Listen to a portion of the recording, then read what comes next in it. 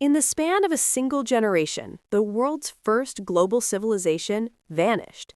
The Mycenaean palaces of Greece burned. The mighty Hittite Empire dissolved.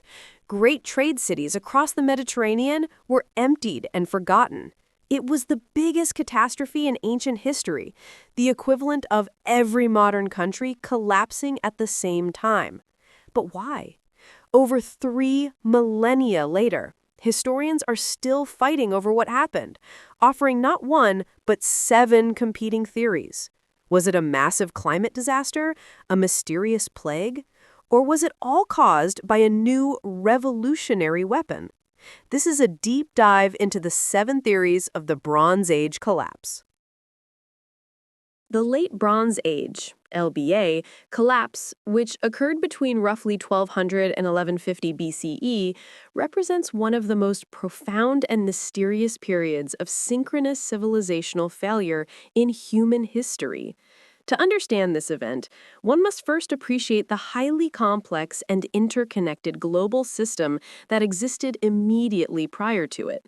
The theory of systemic fragility and trade disruption posits that the primary driver of the collapse was not a single external threat, but the inherent brittleness of the LBA civilization itself, a civilization built on specialization and dependence, making it uniquely vulnerable to a cascading chain of failures.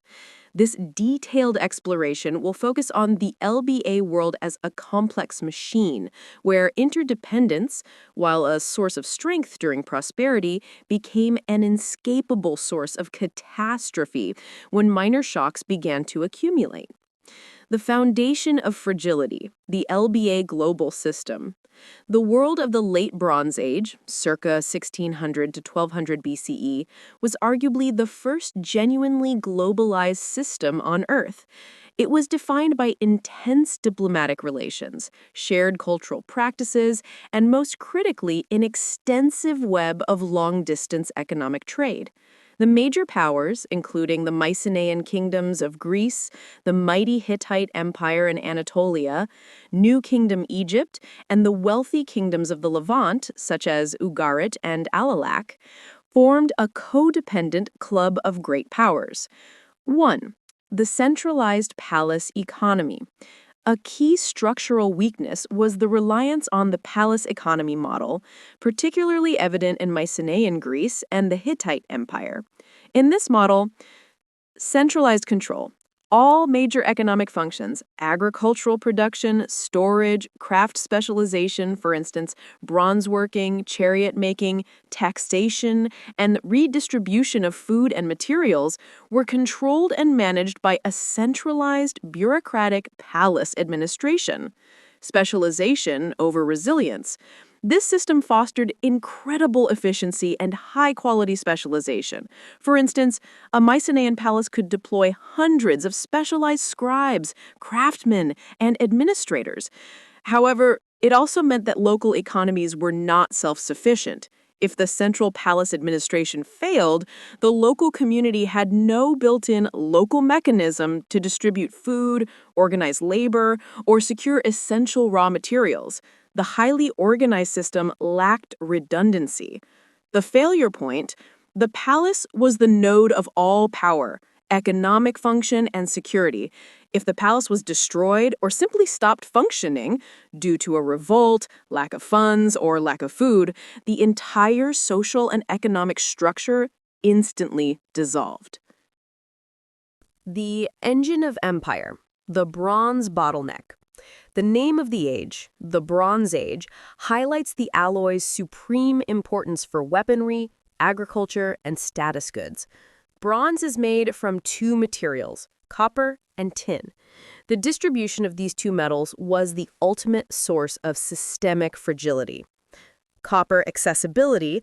Copper was relatively accessible, primarily sourced from Cyprus, a key island known as Alatia, and parts of Anatolia. The tin scarcity. Tin was the true Achilles heel.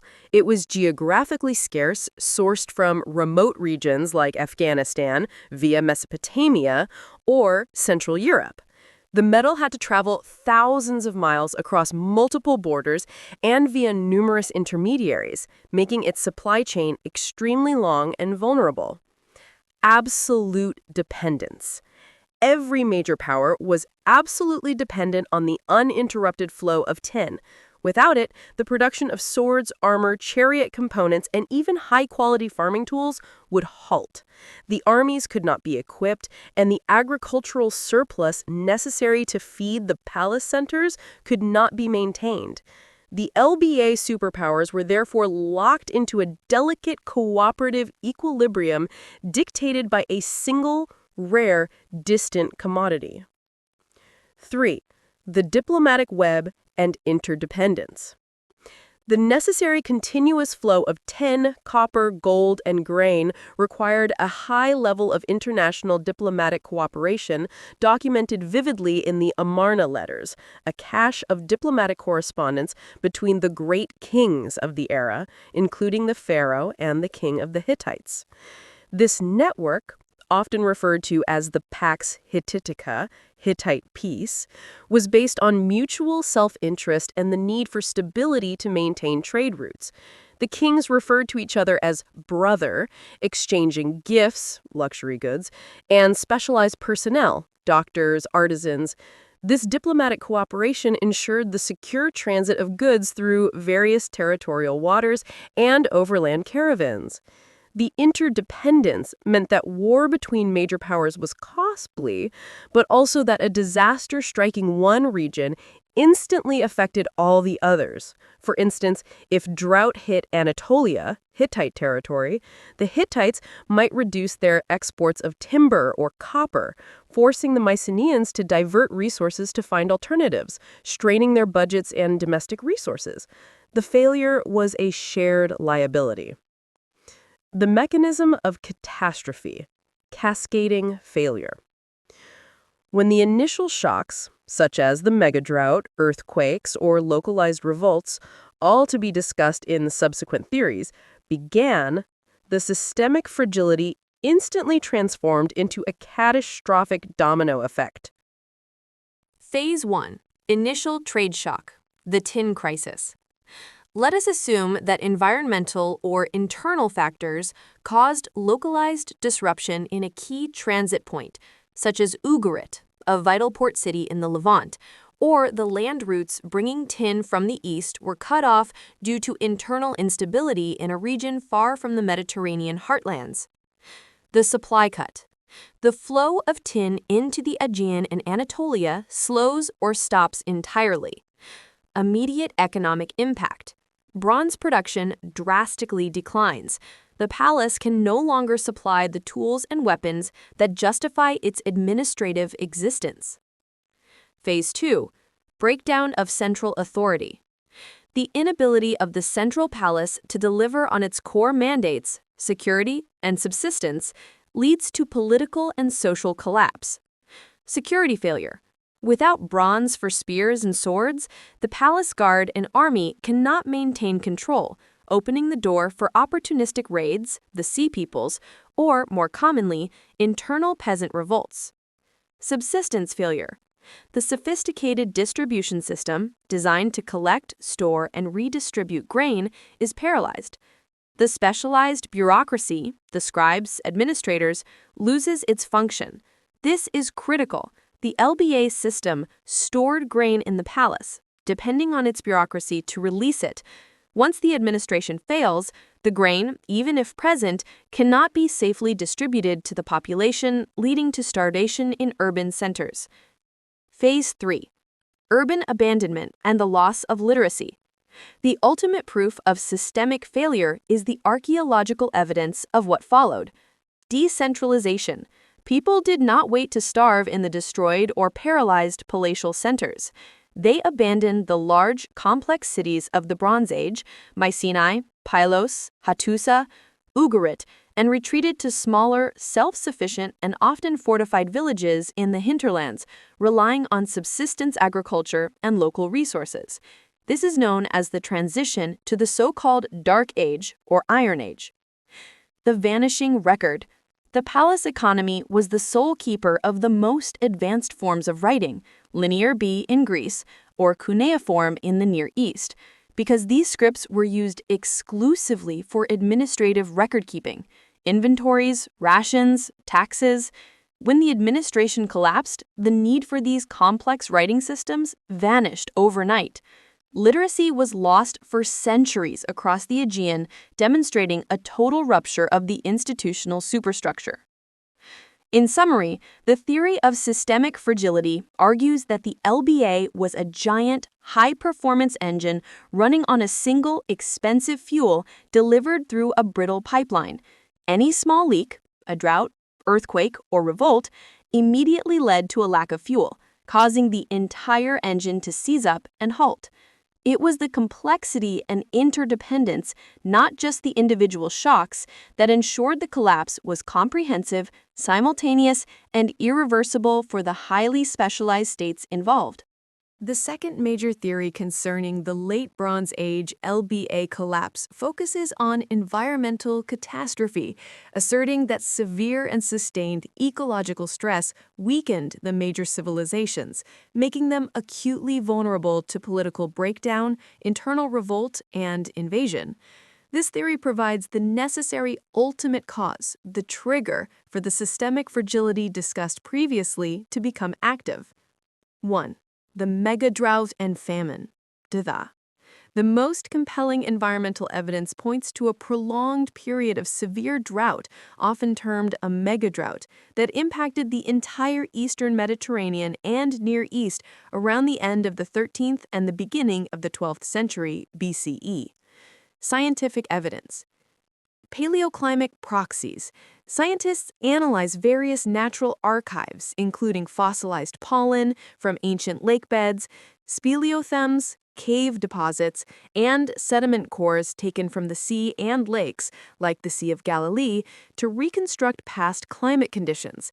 These data consistently show a pronounced rapid drying and cooling trend. Duration and intensity.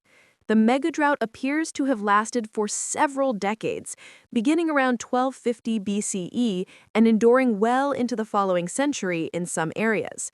This was not a single bad year, but a generational climate shift that dramatically reduced rainfall. Agricultural impact. The societies of the Aegean and Anatolia relied heavily on rain-fed agriculture, or dry farming. Unlike Egypt and Mesopotamia, which had the resilience of large river systems, the Nile, Tigris, and Euphrates, the sustained lack of rainfall would have led to massive and repeated crop failures. Famine and texts. The environmental evidence is corroborated by textual evidence from the crumbling empires. Cuneiform tablets unearthed at major LBA centers, particularly the Levantine Ort city of Ugarit and the Hittite capital of Hattusa, contain desperate communications. Hittite kings wrote to Egypt begging for emergency shipments of grain. Ugaritic merchants complained of widespread hunger. These texts confirm that famine was rampant and directly stressed the centralized palatial system. Consequences of famine. Famine was the key mechanism linking climate change to social collapse. Loss of surplus. The palace economies relied on agricultural surplus to pay artisans, support the army, and fund vast building projects. Famine eliminated this surplus, rendering the centralized palatial system bankrupt and unable to fulfill its core economic functions. Mass migration. People don't wait to starve. Famine forced huge populations, farmers, dependents, and even soldiers, to leave their traditional homes in search of arable land or reliable food sources. This mass internal and external movement directly contributed to the appearance of roving raiders and displaced groups, potentially including some of the sea peoples themselves, who were less an invading army than armed climate refugees. 2. Geological events and disaster synchronization. Earthquake. Beyond the slow-burn Mega-Drought, archaeological evidence suggests a possible increase in abrupt geological disasters that further destabilized the region. Earthquake storms. Some theories propose that the period witnessed an unusually frequent series of major earthquakes, termed an earthquake storm, affecting the seismically active Mediterranean basin, destruction of capitals. Archaeological sites across the Mycenaean heartland, like Mycenae itself, and the Levant, like Ugarit and Miletus, show signs of violent, synchronous destruction that may be attributable to seismic activity. Impeded recovery. Crucially, a society already crippled by famine and political instability would be entirely unable to organize the massive labor and economic resources needed to reconstruct after such destructive events. The palaces, the symbols and functional centers of power, were simply abandoned, their failure to rebuild marking the final end of the Bronze Age in those regions. Volcanic activity. Evidence suggests a large volcanic eruption may have occurred in Iceland, example Hekla 3, around 1159 BCE. Large eruptions inject ash and aerosols into the atmosphere, causing temporary global cooling and disrupting weather patterns. If this eruption occurred during the existing Mega-Drought, it would have exacerbated crop failures and starvation in the Northern Hemisphere, dealing a final, sudden shock to an already weakened system. Conclusion: the ultimate trigger. The environmental catastrophes, primarily the Mega-Drought and the resulting widespread famine, provided the foundational stress that led to the LBA collapse. It turned systemic fragility into systemic failure. The drought broke the backs of the agricultural systems, the famine emptied the palace granaries and destroyed the economic surplus, and the resulting desperation fueled the migration, internal revolt, and warfare, like the Sea People's raids, that archaeological and textual sources record. The inability of the centralized palaces to master the climate crisis meant that their entire raison d'etre collapsed, leading to the rapid and simultaneous fall of an entire epoch. The third major theory regarding the Late Bronze Age LBA collapse centers on invasion and warfare, specifically the actions of the Sea Peoples. This theory views external military pressure and the resulting widespread synchronous destruction of major cities as the proximate cause, the final blow that shattered the already fragile LBA political and economic order. 1. The enigmatic identity of the Sea Peoples. The term Sea Peoples is a modern designation coined by French Egyptologist Gaston Maspero in the 19th century. It refers to a motley coalition of aggressive maritime raiders and migrating populations mentioned almost exclusively in New Kingdom Egyptian texts, particularly those dating to the reigns of pharaohs Meremptah, c. 1213 to 1203 BCE, and Ramses III, c. 1186 to 1155 BCE. Key groups and origins. The Egyptian records describe a diverse confederation of peoples whose names suggest origins across the Mediterranean. Peliset, almost universally identified with the Philistines, who later settled the southern coast of Canaan, modern Israel-Palestine. Their name is linked to Mycenaean or Aegean origins, and their distinctive pottery later appears in the destruction layer of coastal cities. Shurdan, or Shardana, often associated with Sardinia in the western Mediterranean. They appear in Egyptian records even before the collapse period, frequently serving as mercenaries in the Egyptian army. They are depicted with distinctive horned helmets. Shekelesh, often linked to Sicily, Sicily or Sicily. Lucca, securely identified with the Lucca lands in southwestern Anatolia, later Lycia. They were known as fractious raiders and rebels against the Hittite Empire. Dinyan, potentially related to the Dananaeans, a Greek tribal name, or the kingdom of Adana in Anatolia or Syria. These groups were not a unified empire, but rather a motley crew of disparate tribes, raiders, and displaced peoples, a great wave of mobility stemming from various parts of the Mediterranean. 2. Evidence from Egyptian records. The most vivid, though biased, accounts come from the monumental inscriptions of the pharaohs. The Great Karnak inscription, Meremptah, Pharaoh Meremta records a victory in his fifth regnal year, c. 1208 BCE, against a coalition that included the Libyans and a first wave of sea peoples, notably the Ekwish,Terish, and Shekelish. This early conflict serves as a foreshadowing of the later, larger crisis, indicating that the LBA world was already experiencing maritime instability. Meremta's victory secured Egypt, but the pressure on the north remained. The Medinet Habu Temple. The most iconic evidence comes from the mortuary temple of Ramses III. The carved reliefs and accompanying texts celebrate the pharaoh's decisive victories over the sea peoples in his 8th year, c. 1177 BCE. The inscription famously states, "The foreign countries made a conspiracy in their islands. No land could stand before their arms from Hatti, Hittite Empire, Kode, Carchemish, Arzawa, and Alasya, Cyprus, on being cut off, destroyed at one time." The destruction list. The text links the sea people's actions directly to the fall of the great empires and cities of the eastern Mediterranean, providing a rare contemporary confirmation of the widespread catastrophe. The nature of the attack. The reliefs depict both land and sea battles. Crucially, the reliefs showed the invaders accompanied by ox carts, women, and children, suggesting they were not merely pirates, but migrating peoples, seeking new lands to settle, driven perhaps by the environmental crises mentioned in the second theory. 3. Archaeological destruction and the role of the sea peoples.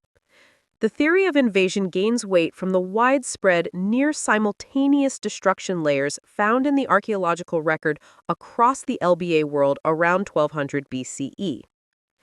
The collapse of the Levant. Coastal sites in Syria and Canaan show clear signs of violent and abrupt destruction, often associated with the sea peoples. Ugarit. Cuneiform tablets found in the rubble of this great port city contain desperate letters requesting military aid from surrounding allies just before its final destruction.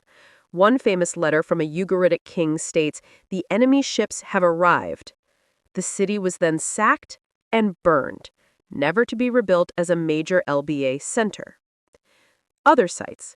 Sites in the northern Levant, such as Al-Alaq and Tarsus, show similar destruction layers. Further south, sites in Philistia, like Ashdod and Ashkelon, exhibit new, distinct cultural material, Mycenaean-like pottery, often called Philistine ware, in the layers immediately after the destruction, suggesting the Pelest and other groups settled there. The end of the Mycenaean and Hittite empires. Hittite Empire. The capital city of Hattusa was abandoned and burned. While the Egyptian texts blame the invaders, it is likely the empire was already fractured by internal revolt and famine, as suggested by the previous theories. The sea peoples, particularly the Luca, likely helped deliver the final blow or exacerbated existing instability by attacking peripheral territories. Mycenaean palaces. While many Mycenaean palaces, like Pylos, were destroyed, the source of the attack is harder to pinpoint. However, the movement of Greek-related groups, like the Ekwish and Denyen, to the east suggests a collapse in the Aegean that propelled populations outward, further destabilizing the whole region. 4. Cause versus symptom, the modern scholarly consensus. Modern scholarship overwhelmingly rejects the original 19th century view that the sea peoples were the sole cause of the collapse. Instead, a nuanced understanding prevails. The sea peoples were a proximate cause and a symptom of the deeper systemic and environmental problems that preceded them. Symptom. The mass migration of the sea peoples was likely fueled by the severe mega-drought and famine across the Aegean and Anatolia. These groups were not simply motivated by piracy, but were themselves displaced populations, fleeing inhospitable conditions, seeking arable land and food. Proximate cause. The organized military force of the Sea Peoples provided the lethal multiplier that the already weakened LBA system could not withstand. The established centralized powers, already starved of resources, crippled by internal instability, and lacking the bronze to arm their soldiers, could not coordinate a defense against a simultaneous region-wide assault. The Sea People's attacks effectively cut the critical trade and communication arteries, like Ugarit and Cyprus, triggering the final, irreversible systemic collapse. In conclusion, the Sea Peoples were the human face of the catastrophe. They were the weaponized result of the systemic fragility and climate change that preceded them. Their relentless attacks turned a period of severe economic decline and environmental stress into a sudden, irreversible civilizational collapse. The fourth main theory explaining the Late Bronze Age (LBA) collapse centers on internal socio-political upheaval and technological shift. This perspective focuses on deep-seated societal problems, class tension, and a fundamental change in metallurgy that undermined the economic and political structure of the Bronze Age empires from within. Internal rebellion and class war. The LBA civilizations, particularly the Mycenaean kingdoms and the Hittite Empire, were highly hierarchical, centralized societies where wealth and resources were concentrated in the hands of a small ruling elite, the palace administration. Unsustainable elite consumption. Parasitic elites. The palace system operated by collecting vast agricultural surpluses and luxury goods, like copper and tin, from the populace and subordinate territories. This centralized wealth funded elite consumerism, lavish tombs, palaces, and military competition, chariot warfare, large armies. Impoverishment of the peasantry. Over time, the cost of supporting this elite structure, especially through rising tribute demands or increasing taxes, led to the impoverishment and overexploitation of the peasantry and dependent workers. Archaeological and textual evidence suggest increased militarization and defensive fortifications in the final LBA decades, implying the elite feared not just external enemies, but internal unrest as well. The breaking point. When the Mega-Drought, Theory 2, caused crop failures, the palaces, having hoarded the surplus, failed to redistribute food to the very workers and subjects they needed to survive. This failure of the basic social contract instantly turned discontent into revolt. The destruction of some Mycenaean palaces, like Pylos, may be partially attributable to internal uprisings rather than just foreign invasion, as exploited populations seized the opportunity to tear down the centers of their oppression when external threats or environmental crises weaken the central government. Political fragmentation and vassal revolt. The Hittite Empire was a collection of vassal states bound by treaties. As the central government weakened due to drought, plague, or military overextension, peripheral vassal states and subject territories, particularly those in the Levant, broke away. They stopped paying tribute, grain, soldiers, and offering resources, thereby fatally destroying the economic means by which the Hittite king maintained his power and financed his administration and army. Mycenaean kingdoms, while unified by culture, the palace centers were politically autonomous and often fiercely competitive with each other. It is likely that this political fragmentation intensified as resources became scarce, leading to infighting or at least a total failure of mutual defense coordination against the waves of sea peoples or internal rebels. The Iron Revolution, economic disruption. The LBA world relied entirely on bronze for its military and economic foundation. The emergence of iron technology acted as a disruptive economic force that undermined the centralized control mechanisms of the bronze-based palace system. The centralized bronze economy? Bronze required two rare metals, copper and tin. Tin was exotic, sourced via long-distance trade routes, Theory 1, controlled by the elite. The palace monopolized this trade. Centralization, the high cost and scarcity of tin meant that bronze production was exclusively controlled by the palace workshops. This control gave the elite the exclusive right to arm armies, issue high-quality tools, and manufacture luxury goods, thereby solidifying their power structure. The decentralizing power of iron. Iron ore, mostly bog ore, is common and locally sourced across the Mediterranean and Near East, unlike tin. Availability, while more difficult to smelt initially, requiring specialized high-temperature furnaces, iron was far more abundant than the bronze components. Once the technique was mastered, a process beginning before the collapse in places like Anatolia, production could be decentralized. The loss of monopoly, the palace could not monopolize a widely available resource. As the Bronze Age trade routes collapsed, due to sea peoples or systemic fragility, the ability of the ruling elite to acquire tin vanished. Local communities and decentralized craftsmen, however, could turn to local iron ore. The social shift. This technological transition meant that power and military strength were no longer tied to the palace's ability to trade for exotic goods. The ability to make affordable, if initially inferior, iron weapons and tools shifted economic power away from the elite centers toward the local self-sufficient communities that emerged during the Dark Age. For the common farmer or lower-class soldier, iron meant that, for the first time, tools and weapons were cheap and accessible, eliminating the elite's economic leverage and control over the means of production.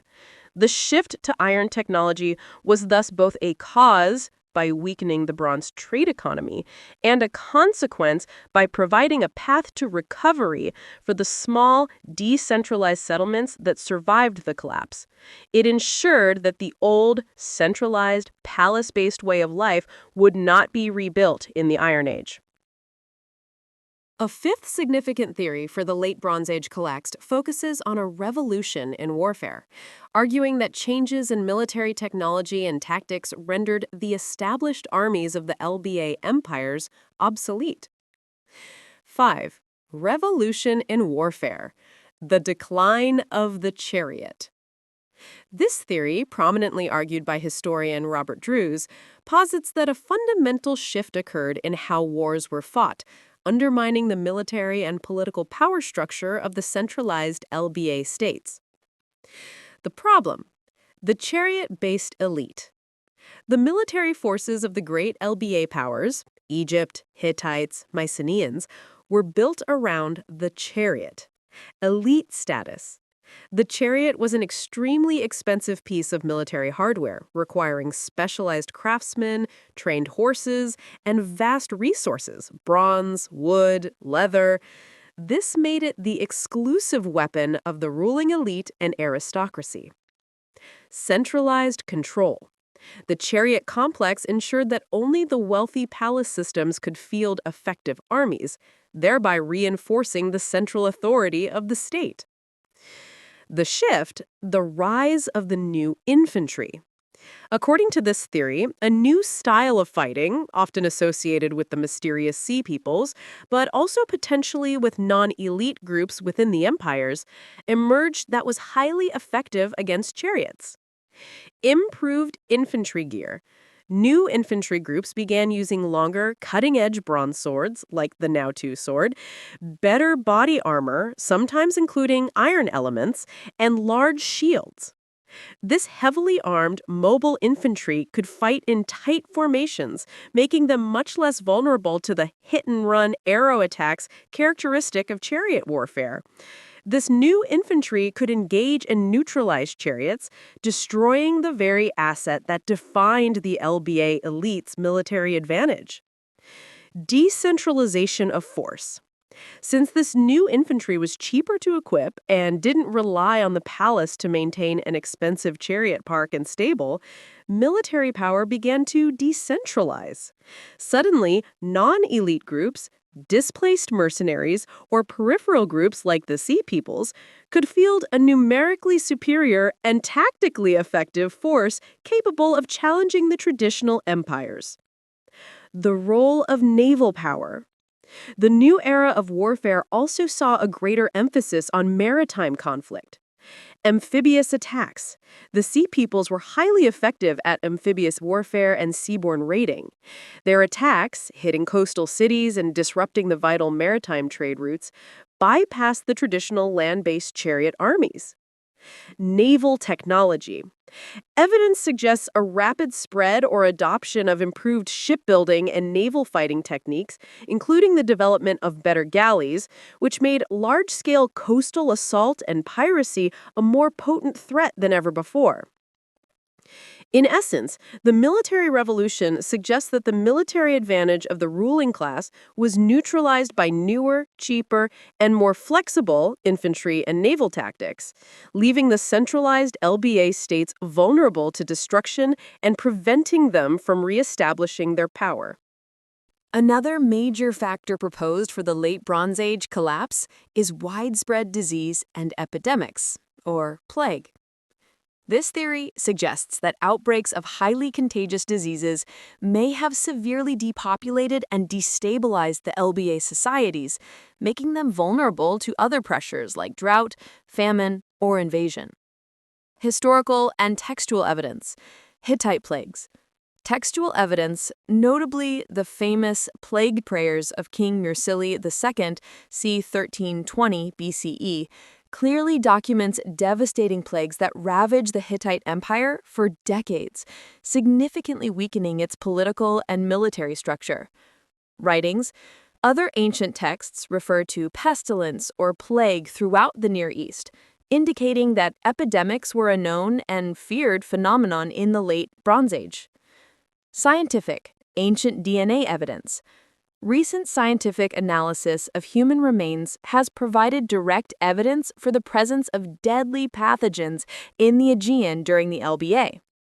Pathogen identification. Researchers found ancient DNA of the bacteria Yersinia pestis, which causes plague, including the Black Death, and Salmonella enterica, which causes typhoid fever, in the teeth of individuals from a burial site on the island of Crete, Hagios Haralambos. Trade routes. Crete's central position as a hub for maritime trade suggests that such diseases could have circulated widely throughout the interconnected Mediterranean world, traveling along the same routes that brought wealth and stability. Impact on society. Disease doesn't have to be the sole cause of collapse. It works by exacerbating existing weaknesses.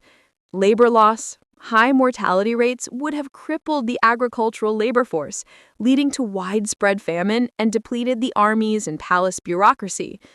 Political instability.